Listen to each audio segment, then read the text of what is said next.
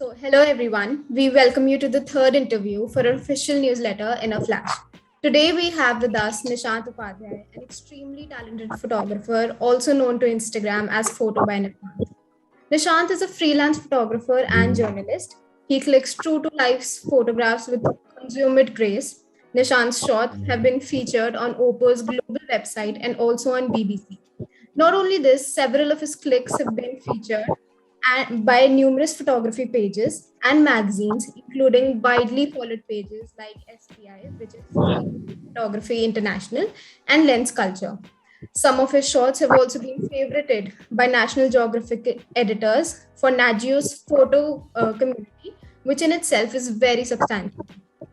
I am Tavishi Mehmi, currently serving as one of the core members here at Zephyr, the Film and Photography Society of College of Professional Studies, and with me is Riddhi Oberoi, serving as the public relations head of the society.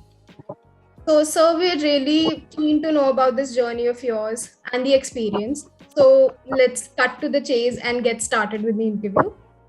So, sir, our first question would be, were you always passionate about photography, or is it something that you developed over the years eventually? Actually मेरी journey photography की मैं एक गांव के background से आता हूँ. मैं ऐसे गांव से एक्चुअली आता हूँ जहाँ पे मैं फोटोग्राफी करता हूँ तो कुछ लोगों को लगता है कि वो चिड़िया मारने वाली जो बंदूक होती है वो है. तो मैं ऐसे गांव से आता हूँ जो इसके बारे में बिल्कुल भी नहीं जानता है. तो मेरी जर्नी जो है मैं बनारस का रहने वाला हूँ. बनारस से मेरा गांव जो है वो 30 किलोमीटर है. तो मैंने अपनी ग्रेजुएशन की पढ़ाई बनारस से की है, महात्मा गांधी काशी विद्यापीठ से ग्रेजुएशन. तो उस समय मुझे क्या था, मुझे नेचर से काफी लगाव था, बट फोटोग्राफी का कोई ऐसा स्कोप मेरे दिमाग में नहीं था कि हाँ फोटोग्राफी भी मुझे करनी है. और उस समय हमारे पास ना मोबाइल होते थे और नहीं इस तरह ना घर में भी कोई कैमरे वाली मोबाइल नहीं होती थी. तो पहले मेरा उसको नेचर से रिलेटेड था. तो फिर मैंने ग्रेजुएशन जो अपनी ज्योग्राफी से की. ज्योग्राफी से करने के साथ साथ ही जब उस समय थोड़ा थोड़ा वो स्मार्टफोन आने लगे थे तो दोस्तों के पास तो होते थे ऑब्वियसली, तो वो लोग अपनी फोटोज लेते थे ऐसे कुछ. तो मेरे को भी होता था, मैं उनसे कभी कभी मांगता था कि भाई थोड़ा सा 1 मिनट के लिए देना. तो जो मेरे हाथ में फोन आता था तो मैं अपनी सेल्फी या कुछ फोटोज लेने के बजाय मैं लाइक ना कुछ भी कोई भी ऑब्जेक्ट, जैसे कुछ पेन रखी हो, कुछ अच्छे पेपर्स हो, उनमें कुछ फिल्टर ऐसे यूज करके, उस समय तो ऐसे फिल्टर यूज करके, या फिर कुछ छोटी ऐसी फ्लावर्स या कुछ भी ऐसे फोटोज करने लगा धीरे धीरे. आफ्टर ग्रेजुएशन मुझे लगा कि हाँ थोड़ा सा मेरा लगाव फोटोग्राफी में हो रहा है. बट मुझे लगता था कि हाँ फोटोग्राफी कोर्स मैं कर लेता हूँ ज्योग्राफी के बाद तो वो हो जाएगा. बट वो फोटोग्राफी के कोर्सेज बहुत एक्सपेंसिव होते हैं, लाइक 20 लाख 25 लाख ऐसे. तो मेरे घर की कंडीशन ये नहीं थी. तो मैंने फिर सोचा, और जबकि कोई सपोर्ट भी करने वाला नहीं था. गांव के विलेज में आपको कोई ऐसा इस स्कोप के बारे में बताएगा ही नहीं. तो मैंने जो है फिर सर्च करना शुरू किया कि मैं क्या करूं कि जो कम पैसे में फोटोग्राफी पढ़ सकता हूं. तो उसमें मैंने फिर क्या किया कि अपने पास ना मोबाइल फोन भी नहीं थे, साइबर में जाते थे, किसी दोस्त के फोन मिल गया तो उससे सर्च कर लेते थे. तो फिर ये दिमाग में था कि हाँ अगर जर्नलिज्म आप करते हो तो उसमें फोटो जर्नलिस्ट का एक होता है पार्ट. तो मैंने ये सोच के जर्नलिज्म कर लिया. मैंने मास्टर ऑफ जर्नलिज्म किया माखनलाल चतुर्वेदी यूनिवर्सिटी से. सो हाँ फिर वहां से मेरी जो है फोटोग्राफी जर्नी स्टार्ट हुई धीरे धीरे. Wow, that was very wholesome. Thank you. Yeah. What is the one thing that attracts you the most towards this field, or which you like the most about being a photographer? सबसे मुझे actually बहुत सी चीजें हैं जो interesting लगती हैं, but मुझे सबसे इंटरेस्टिंग ये लगता है ना कि हमारे टाइम लाइन में, मतलब हमारी जिंदगी में या हमारे आसपास बहुत से मोमेंट्स होते रहते हैं और वो मोमेंट बीत जाते हैं, वो निकल जाते हैं मोमेंट्स और वो फिर दोबारा कभी नहीं आते. बट फोटोग्राफी ऐसी है जो इमेजेस के थ्रू जिंदा रहते हैं वो मोमेंट. और ये पल मुझे, ये चीज मुझे सबसे ज्यादा अट्रैक्ट और सबसे बहुत ज्यादा एडमायर करती है. वो हम मोमेंट्स अपने पास रख पाते हैं फोटोग्राफी के थ्रू, वीडियोस के थ्रू वो मोमेंट्स रख पाते हैं, फोटोज के थ्रू वो इमेजेस रख पाते हैं. सो ये चीज मुझे सबसे ज्यादा इंस्पायर करती है और सबसे बढ़िया लगती है फोटोग्राफी में कि हाँ आप उस मोमेंट को जिंदा रख सकते हो. So that's a really great perspective. मतलब हम लोग भी a part of the society, हम लोग भी यही कभी कभी सोचते हैं कि ये moments अगर हम कैप्चर करें तो ये फ्रीज हो जाएंगे, राइट, और हम बाद में इनको रिमेम्बर कर पाएंगे because of the photographs. हाँ बिल्कुल, चाहे वो कोई किसी भी तरह के मोमेंट, चाहे सुख के पल हो, दुख के पल हो। अब लाइक जैसे आप वेडिंग्स में देख लो ना कि जब विदाई होती है लड़की की, वो रोते हैं उस समय तो सारे सैड होते हैं, बट वही मोमेंट जब आप बाद में देखते हो तो फिर वो आपको एक बहुत ही मतलब खुशी वाला वो देता है कि हाँ उस समय ऐसा हुआ था। तो वो सब पल मुझे बहुत अच्छे लगते हैं। Wow, that sounds very amazing. Sir आपका जो करियर है एज अ फोटोग्राफर, उसमें सबसे एक्साइटिंग मोमेंट क्या था जब आप बहुत ज्यादा हैप्पी थे और एक्साइटेड थे? हाँ ऐसा कहो तो अभी बहुत कुछ अचीव करना बाकी हो, भी कुछ बढ़िया एक्साइटिंग मोमेंट है, लेकिन शायद सबसे बढ़िया एक्साइटमेंट मोमेंट जो मेरा था, या शायद सबका ही होगा, जब मुझे कैमरा मिला था। एक्चुअली वही मेरा सबसे बढ़िया मोमेंट था। और वो कैमरा मैंने 30,000 का एक कैमरा था वो, मतलब हम लोअर मिडिल क्लास बैकग्राउंड से आते हैं, तो पापा से सिर्फ मुझे कहने में, मुझे मतलब ये हो गया था हाँ कैमरा लेना है, बट मैं ग्रेजुएशन के फर्स्ट ईयर में था, और सिर्फ पापा से मुझे ये कहने में कि पापा मुझे एक कैमरा चाहिए, मुझे थर्ड ईयर आ गया। क्योंकि हमारे जो बैकग्राउंड, गांव का बैकग्राउंड रहता है, अगर मैं अपने पापा से कहता पापा मुझे लैपटॉप दिला दो, तो पापा वो दिला देते मुझे तुरंत कि हाँ ठीक है ये पढ़ने के, क्योंकि गांव में पर्सपेक्टिव होता है कि लैपटॉप आपके पढ़ने के काम में आता है। बट कैमरा क्या है कि गांव में क्या होता है कि छोटे छोटे फोटोग्राफर्स होते हैं जो शादियों में करते हैं, 2,000-3,000 रुपए किसी तरह कमाई अपनी कर लेते हैं। तो उनकी दिमाग में पर्सपेक्टिव होता है गांव के लोगों में कि भाई फोटो कैमरा लेके वही करेगा ये, और कुछ कर नहीं पाएगा, 1,000-2,000 रुपए वाला फोटोग्राफर बनेगा। तो ये उनको समझाना कि मुझे कैमरा क्यों चाहिए, ये मेरे लिए बहुत, ये सोच के ही मैं उन्हें कैसे समझाऊंगा, मुझे 2 साल निकल गए सिर्फ सोचते कि मैं उन्हें कैसे कैमरे के लिए कहूँ। उसमें मैंने कुछ ट्यूशन भी पढ़ा है पैसे जोड़ने के लिए, कुछ पापा से लिए, और फिर मैंने जब वो कैमरा लिया उसके बाद भी अब देखो ना कि मेरे को कोई बताने वाला नहीं था कैमरा कैसे यूज करना है, ना मेरे पास स्मार्टफोन, तब भी स्मार्टफोन नहीं था कि मैं कैसे जानूं कि उसको यूज कैसे करना है। तो मैं क्या करता था कि लाइक मैंने 55-50 mm लेंस लगाया, और एकदम पास, मुझे लगता था कि मान लो कोई चींटी बैठी एकदम पास, उसके कैमरा लेके चले जाओ लेंस एकदम, तो वो आ जाएगी। बट वो तो एक डिस्टेंस होता है, मिनिमम डिस्टेंस कि आप इतनी दूरी से ही फोटो ले सकते हो। तो मैंने जब पहली बार उसको यूज करना शुरू किया, मैं उस चींटी के या फ्लावर के एकदम पास लेके जाता था, वो तो ब्लर रहता था क्योंकि वो फोकस हो नहीं सकता, क्योंकि मिनिमम डिस्टेंस होनी चाहिए। मैं कहता था यार कैमरा ही खराब है, कैमरा ही खराब है क्योंकि वो फोटो नहीं ले पा रहा है। फिर उसमें भी मैं एक्सपेरिमेंट कर रहा था, आगे बढ़ के पीछे बढ़ के, फिर मैं एक डिस्टेंस पे गया तो फिर वो आ गया सही फोटो में। अच्छा लगता है ऐसा कुछ है कि मैं एक डिस्टेंस बनाऊंगा तब वो आ पाएगा फ्रेम, वो फोटो आ पाएगा। तो वो मेरे लिए कैमरा मिलना, डीएसएलआर पहला, वो मेरे लिए सबसे एक्साइटिंग मोमेंट था। भले मैंने कुछ अवार्ड जीते, कई फीचर हुए, लेकिन सबसे एक्साइटिंग मोमेंट वही था। यस सर, हम आप उसको एक्चुअली बताते हुए भी very excited about even sharing that fact कि जब कैमरा लिया, वेरी एक्साइटिंग। हम एक्चुअली इमेजिन कर सकते हैं एक फोटोग्राफर के चेहरे पे वो स्माइल जब फर्स्ट कैमरा मिले। Even when we join the society, not every one of us has a camera. So हम भी एक दूसरे के कैमरा लेके फोटो क्लिक कर लेते हैं, और फिर इवेंचुअली सोचते हैं कि चलो अब ले लेते हैं। जब फाइनली अपना कैमरा आ जाता है ना, अपना कैमरा लेके घूम रहे हैं फोटो, तो उसमें अपना अलग लगता है। सो इफ व्हेन यू, अब आप जैसे कैमरा की बात कर रहे हैं, तो और कौन सी इक्विपमेंट आप आपके पास है या आप यूज करते हो, या अगर कोई बिगनर फोटोग्राफर है, फोन फोटोग्राफर है बिगनर, तो उसको कौन सी इक्विपमेंट आप रेकमेंड करोगे? देखो सबसे पहले तो मैं ये कहूंगा कि अगर मान लो मैं जैसे यूज करता हूँ, अभी मेरे पास है, मैंने रिसेंट में ही लिया, इससे पहले मैं अभी जितने प्रोजेक्ट आपने जितने अवार्डिंग फोटोज देखी वो मेरी सारी 30,000 के कैमरे से ही थी।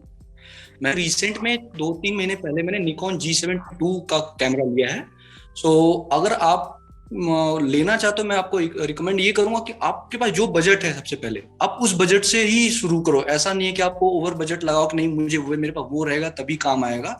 हाँ, और इसके बारे में और बताऊंगा आगे। बट फोन फोटोग्राफी के बारे में मैं ये कहूंगा, कुछ फोन फोटोग्राफी के बारे में, अब जैसे मेरी कुछ फोन की फोटोज भी है इंस्टाग्राम पे, तो आप वो देखोगे, वो मेरे पास अभी भी वो 11-10,000 वाला ही एक फोन है मेरे पास 40-50,000 वाला फोन नहीं है।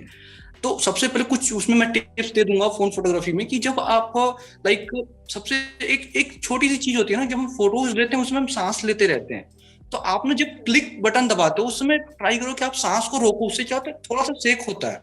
और दूसरी चीज कि आप फोन में लाइक कोई भी एक कैमरा ले सकते हो। अब तो बहुत सारे कैमरे, पता नहीं मोबाइल में बहुत सारे कैमरे आ गए हैं, तो अच्छे अच्छे कैमरे उन मोबाइल्स में होते हैं, तो आप वो ले सकते हो, कोई भी आपको जो जो आपके बजट को सूट करे। और आप सबसे पहले प्रैक्टिस करना शुरू करो, जितना आप प्रैक्टिस करो, जितना फ्रेमिंग को सोचोगे, जितना आपके दिमाग में क्रिएटिविटी आएगी। और सबसे बढ़िया आपका जो है वो आपकी आंखें हैं। आपकी आंखें जितना अच्छा आप अपने आंखों से देख सकते हो, जितना सोच सकते हो, वही आपके लिए बेस्ट है। आपके हाथ में चाहे कोई भी फोन, कोई भी कैमरा रहे। हाँ जी सर, एक्चुअली फोन फोटोग्राफी में कभी कभी कुछ दिक्कतें आती थी, सो इट्स रियली नाइस कि आपने ये टिप शेयर करी, ब्रेथ कंट्रोल वाली।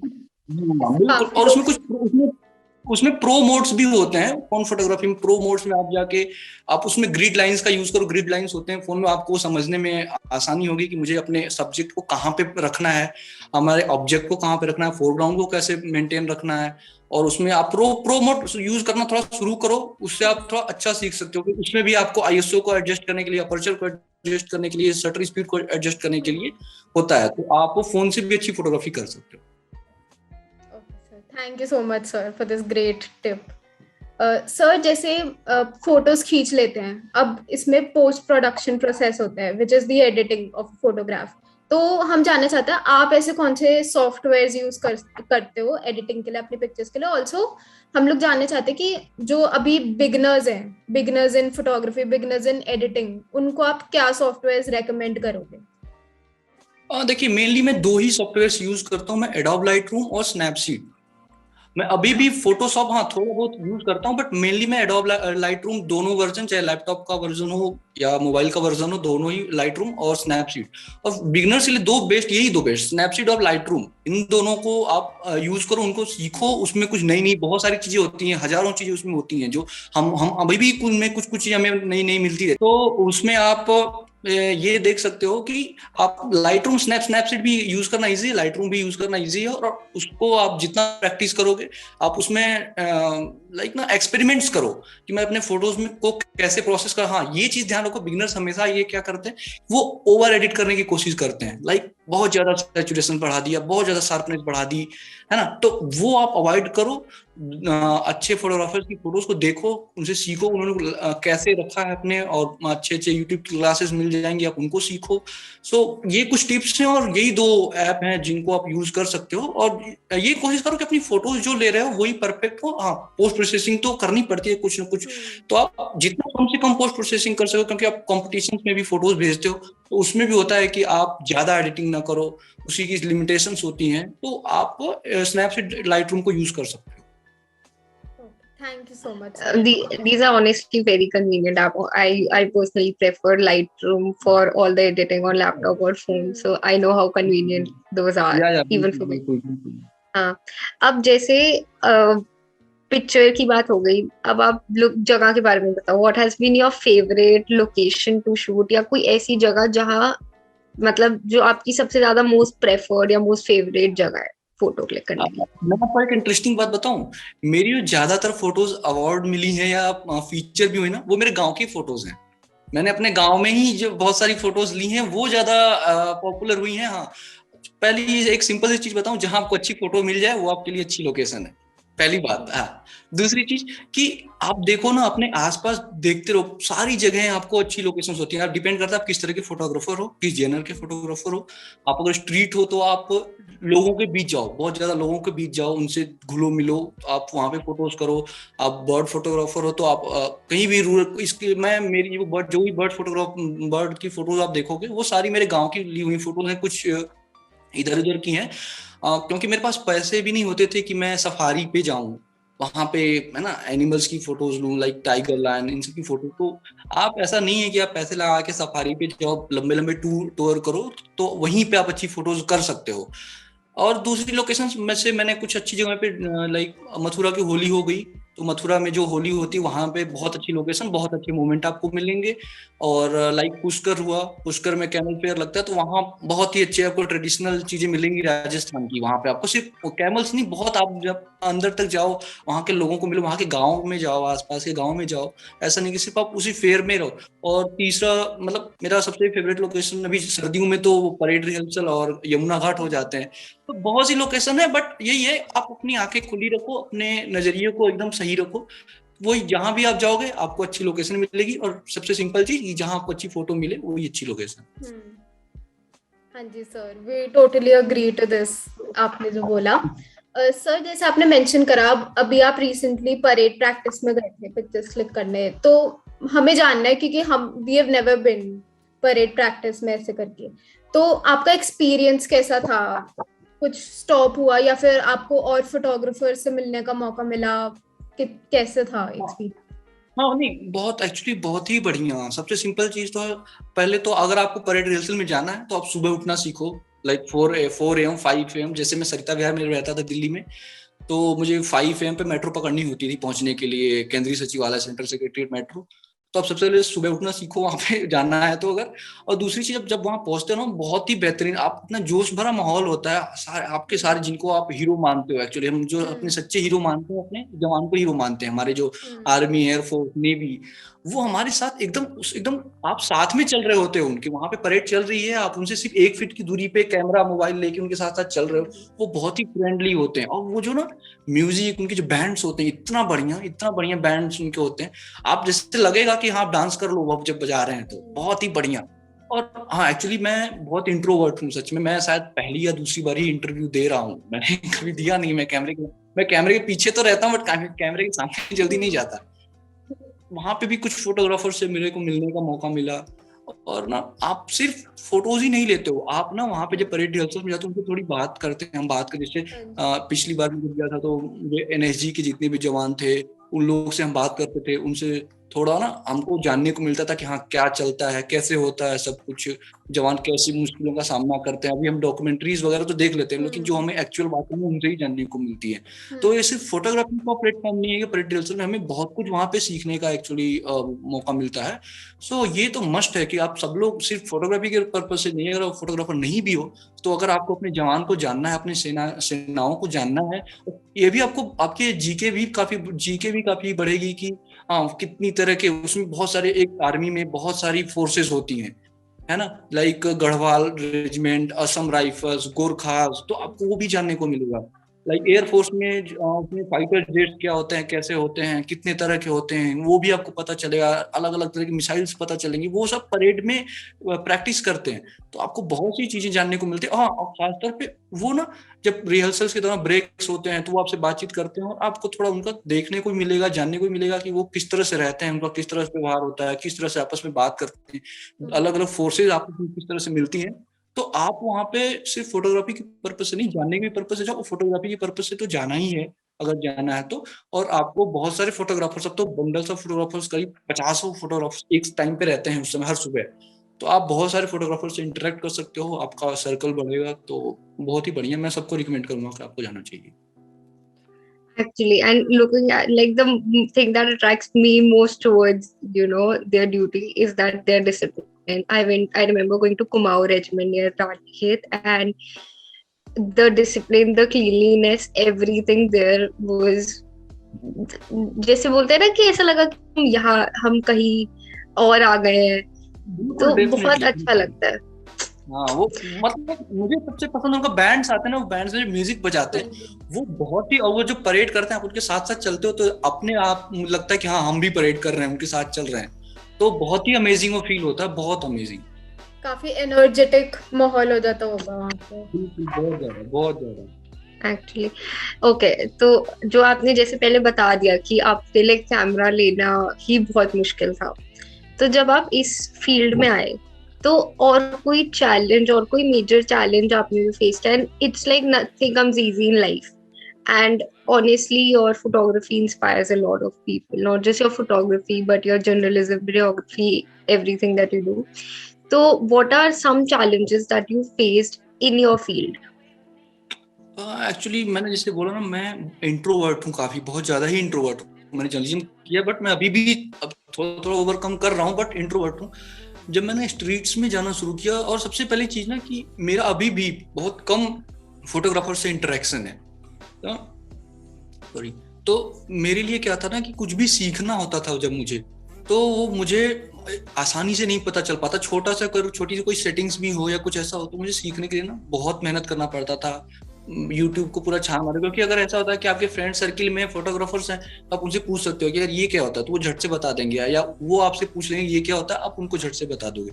मेरे लिए बहुत मुश्किल था। मैं जब अभी भी गांव, जैसे मैंने गांव का अपना बताया ना, तो गांव में भी स्ट्रीट्स पे निकलना बहुत ही मुश्किल होता था, क्योंकि अगर आप एक बार कैमरा लेके निकले, आपको 100 लोग देखने लगते थे ये कर क्या रहा है, तो आपके दिमाग में कुछ ना कुछ चलने लगता था। तो ना बहुत सारी यार मुश्किलें एक्चुअली आई हैं। तो जैसे मैंने जब अपनी ग्रेजुएशन स्टार्ट की थी, ग्रेजुएशन के बाद जब मैंने फोटोग्राफी करनी शुरू की, मुझे लाइक फोटोज का वो जो एक होता है कि हमारे पास कुछ टेक्निक्स होती हैं, हमारे पास अच्छे कैमरेज होते हैं, अच्छे इक्विपमेंट्स होते हैं, तो उसका बहुत ज्यादा लैक था मेरे पास, है ना।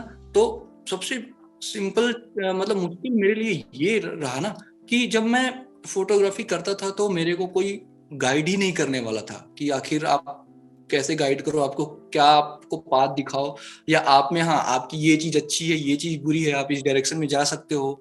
तो ये बहुत बड़ा चैलेंज होता है। और दूसरा ये होता है ना कि हमारे स्टार्ट में जब मैंने पापा से बोला मेरे को फोटोग्राफी करनी है, तो मैंने जैसे बताया गांव में बैकग्राउंड हमारा ऐसा होता है कि फोटोग्राफी नहीं, ये क्या होता है, फोटोग्राफी क्या होता है, ये थोड़ी कुछ होता है, ये ऐसा नहीं करना है। तो घर वालों को भी कन्विंस करना बहुत मुश्किल था यार, कि कैसे उनको बताएं। पापा शुरू में भी नाराज थे कि नहीं ये तुम गलत कर रहे हो, ये सही नहीं है। बट धीरे धीरे जैसे थोड़ा थोड़ा करने लगा, उन्हें लगा कि नहीं ठीक है वो कर रहा है, तो मैं थैंक करता हूँ पापा को, उनकी सपोर्ट की वजह से ही मैं पहुंच पाया। क्योंकि अगर मेरे पापा की जगह कोई और रहा होता तो उसने कभी कैमरा नहीं दिलाया होता, बहुत पिटाई की होती मेरी, और कहा होता ये तो मैं दिलाऊंगा ही नहीं। बट उन्होंने दिलाया मेरे को, और मैं ये शायद मेरे लिए सबसे बड़ा उन्होंने तोहफा मेरे को दिया। जैसे होता है ना कि पेरेंट्स अपने बच्चों के लिए अच्छी बड़ी बड़ी जमीन खरीदते हैं, बड़े घर होते हैं, तो मेरे लिए ये सबसे बड़ा तोहफा था कि उन्होंने ऐसी सिचुएशन से मेरे को कैमरा दिलाया। और उसके बाद ना जब आप स्ट्रीट्स करते हो, लाइक स्ट्रीट्स में क्या होता है कि आप जाते हो स्ट्रीट्स करने, तो कुछ लोग होते हैं ना कि आप जैसे, क्योंकि स्ट्रीट्स में होता है कि आप सारे कैंडिड मोमेंट्स होते हैं, आप कहीं जा रहे हो तो वहां पे क्या होता है कि किसी ने रोक दिया, भाई क्या कर रहे हो, ये दिखाओ। मान लो आप लेडीज की कोई फोटोज कर रहे हो, भाई क्या कर रहे हो यार दिखाओ। तो वहां पे भी सिचुएशन बहुत मुश्किल हो जाती है, तो उसको टैकल करना वो भी सीखना था खुद से। क्योंकि जब आप ग्रुप में रहते हो ना, ग्रुप फोटोग्राफर्स रहते हैं, तो आप टैकल कर लेते हो सिचुएशन को, लेकिन जब आप अकेले रहते हो तो फिर ऊपर से मैं इंट्रोवर्ट, में कुछ बोल भी नहीं पाता था कि भाई मैं क्या कर रहा हूँ। तो वो सारी सिचुएशन बहुत ही मुश्किल थी। मैंने जब फोटोग्राफी स्टार्ट भी की थी तो मेरे पास कुछ था नहीं, तो मैं दोस्तों के साथ क्या करता था, एक छोटा सा वो 5-6 हजार वाला कैमरे जो आते हैं ब्यूटी प्लस, लाइक वो कुछ कैमरेज आते हैं ना, तो उनको मांगता था मैं और उससे फोटोग्राफी करता था। और वो कैमरा मुझे तभी मिल पाता था जब वो फ्रेंड मेरे साथ होता था। तो मुझे क्या करना होता था कि मैं ये करता था कि वो जल्दी फ्री हो जाए, मैं उसके भी काम कराता था, उसके साथ उसके घर के उसके काम मैं उसके साथ कराता था, ताकि वो जल्दी फ्री हो तो मेरे को वो कैमरा मिल पाया, ताकि मैं कुछ फोटोज कर पाऊँ। तो ऐसे सिचुएशंस आते हैं। बट ये है कि लाइफ के लेसन्स होते हैं। अगर आपने टफ लाइफ नहीं देखी है तो आप जो आपको आगे लाइफ मिलेगी आप उसकी रेस्पेक्ट नहीं करोगे, है ना। तो आपके लिए जो अगर टफ लाइफ मिल रही है तो वो अच्छी है और उसकी रेस्पेक्ट करो, और दिक्कतों को मतलब झेल के आगे बढ़ो। सर ये सब चीजों से एक्चुअली पता चल रहा है कि आप स्टार्टिंग से कितने ज्यादा पैशनेट थे अबाउट फोटोग्राफी, एंड ये आपकी जर्नी इतनी ज्यादा इंस्पायर करेगी इतने सारे लोगों को। we're really excited to share this with everybody. और सर ऑनेस्टली आजकल तो कंपटीशन है इस फील्ड में, यही सोच के आधे लोग कहते हैं छोड़ो कुछ और देख लेंगे। सर हम भी अभी रिसेंटली स्ट्रीट फोटोग्राफी करने गए थे चांदनी चौक में, तो हम लोगों को भी एक्चुअली ये डर था कि कोई रोक देगा हमें ऐसे।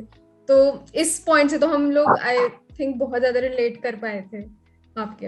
And I'm sure, we are sure that your parents are very proud of you right now by the photographer that you've become.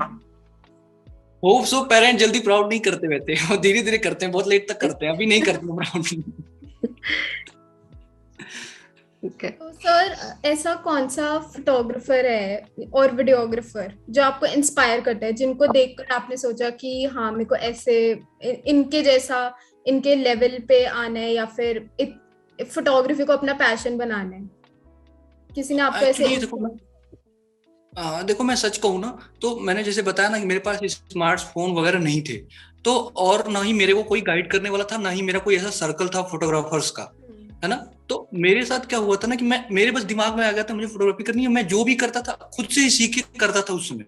हाँ, मेरे को तब थोड़ा जानने को मिला, दूसरे फोटोग्राफर्स को देखने का मिला जब सोशल मीडिया का जमाना, मेरे हाथ में स्मार्टफोन आया, फिर मैंने देखना शुरू किया, हाँ कैसी कैसी फोटोज होती हैं क्या। तो जो मेरे को सबसे ज्यादा इंस्पायर करते हैं, मैं बहुत सारे ऐसे हैं, बहुत सारे हैं, लेकिन मैं हमेशा सोशल मीडिया पे क्या करता हूँ ना, मैं सर्च करता हूँ लाइक अच्छे अच्छे बढ़िया पेजेस जो है, लाइक स्ट्रीट फोटोग्राफी इंटरनेशनल है, लेंस कल्चर है, बीबीसी की कुछ आप उस पर ढूंढो। ऐसा नहीं कि उसमें सिर्फ एक फोटोग्राफर की फोटो होती है, बहुत सी हजारों फोटोज होती है, और सारे इसमें अलग अलग फोटोग्राफर्स होते हैं। तो आप उसमें देखो, फोटो से सीखने की ज्यादा कोशिश करो। हाँ, सारे लीजेंड्स हैं, चाहे स्टुअर्ट मैकरी सर की बात, स्टीव मैकरी सर की बात करो, विनीत वोरा सर हैं, बहुत से हैं, बहुत, आप कितनों को गिनोगे।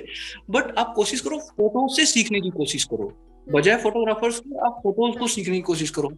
लाइक होता है कि आप अपने अंदर कंसिस्टेंसी बनाने की कोशिश करो कि कितना कंसिस्टेंट रहे। हो सकता है कि एक दो फोटोज आपको मिल जाए, एक दो फोटोज आपसे भी मिल जाए कि हाँ बहुत ही वाकई बहुत अच्छी फोटोज है, लेकिन उसके बाद की जब आपकी आगे की फोटोज या पीछे की फोटोज देखो तो आप उतना उसको जस्टिफाई नहीं कर पाते उस फोटोज के साथ। तो मेरे लिए कोई ऐसा अलग से इंस्पिरेशन नहीं रहा, मेरे को फोटोज इंस्पायर जरूर करती हैं, फोटो जरूर इंस्पायर करती है। हाँ, ये फोटो ऐसी है, शायद मैंने भी ये मोमेंट किया होता तो मेरे को भी ये मिल गया होता, ये मोमेंट मैंने ऐसे मिस किया था, हाँ ये फोटो भी मेरी तरह ही सिमिलर है, या मेरी फोटो इसकी तरह सिमिलर है, बट इसने क्या सही किया, मैंने क्या गलत किया है। तो फोटो से सारी सीखने की कोशिश करो। सोशल मीडिया जैसे हम कहते हैं कि अच्छी चीज है, कितने लोग कहते हैं बुरी चीजें हैं, बट मेरे लिए है कि आप उसको किस तरह से यूज करते हो, ये ज्यादा मैटर करता है। तो आप जितना ज्यादा सर्च करो, जितना ज्यादा पढ़ो, अच्छी बुक्स पढ़ने की कोशिश करो, अच्छी वीडियोस देखो, है ना। तो ऐसे आप देख सकते हो कि आप फोटो से जितना ज्यादा सीखोगे वो आपको के लिए ज्यादा फायदेमंद होगा। आप क्योंकि एक फॉलोअर आप बना लोगे ना, कि एक फोटोग्राफर से बहुत ज्यादा इंस्पायर हो जाओगे, तो आप उसको कॉपी करने की कोशिश करने लगोगे, है ना। तो खुद के लिए कोई यूनिकनेस बनाओ। हो सकता है मेरे में भी अभी वो यूनिकनेस नहीं है, बट मैं भी वो ट्राई कर रहा हूँ, मैं भी खोज रहा हूँ कि मेरी वो यूनिकनेस क्या होगी। वो ऐसे ही सभी को अपनी एक पहचान खोजनी होगी कि हाँ मेरी फोटोज की ये पहचान है मेरी, क्योंकि आपकी फोटोज देखे कोई तो बता दे हाँ इसकी फोटोज है। वो चीजें बहुत प्रैक्टिस से आती हैं, तो वो सारे प्रैक्टिस करते रहते हैं। और आर्ट फोटोग्राफी एक ऐसा आर्ट है ना, आप इसमें जिंदगी भर सीखते रहते हो। आप कितने भी बड़े लीजेंड बन जाओ, आप खुद को नहीं कह सकते हो कि मैंने सब सीख लिया। तो फोटोज को अपना इंस्पिरेशन बनाओ। With every art, I would say it is never ending. Creativity is like all there and it can never get over. Talking about creativity, आपके साथ कभी have you ever faced a creative block? मतलब कि नहीं समझ आ रहा कि क्या पिक्चर एंड कोई क्रिएटिव ब्लॉक आया हो, और अगर आया है तो कैसे उसको ओवरकम किया? स्ट्रीट फोटोग्राफी में ही एक्चुअली मैंने जब किया था, मैं ज्यादातर वाइल्ड लाइफ मतलब बर्ड्स वगैरह करता था जो अपने मेरे आसपास होती थी।